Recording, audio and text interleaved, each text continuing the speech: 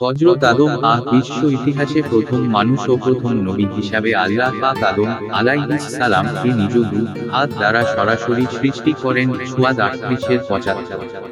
মাটির সকল উপাদানের সার নির্যাস একত্রিত করে আঠালো ও পোড়ামাটির ন্যায় শুষ্ক মাটির তৈরি সুন্দরতম অবয়বের রূহ ফুঁকে দিয়ে আল্লাহ আদমকে সৃষ্টি করেছেন। অতঃপর আদমের পাঁজর থেকে তার স্ত্রী হাওয়াকে সৃষ্টি করেন।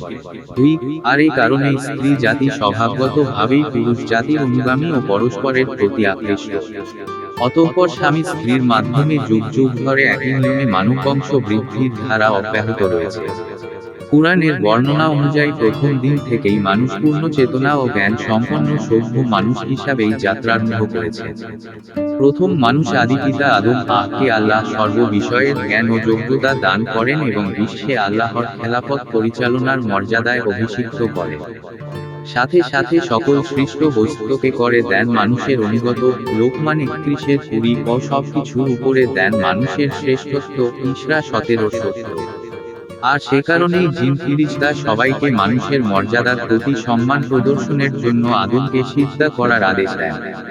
সবাই সে নির্দেশ মেনে নিয়েছিল, কিন্তু ইবলিস অহংকার বশে সে নির্দেশ অমান্য করাই চিরকালের মতো অভিশপ্ত হয়ে যায়। বাকারা 2-34। অথচ সে ছিল বড় আলেম ও ইবাদতরোজা। সে কারণ জিন জাতির হওয়া সত্ত্বেও সে ফিরিস্তাদের সঙ্গে বসবাস করার অনুমতি পেয়েছিল ও তাদের নেতা হয়েছিল।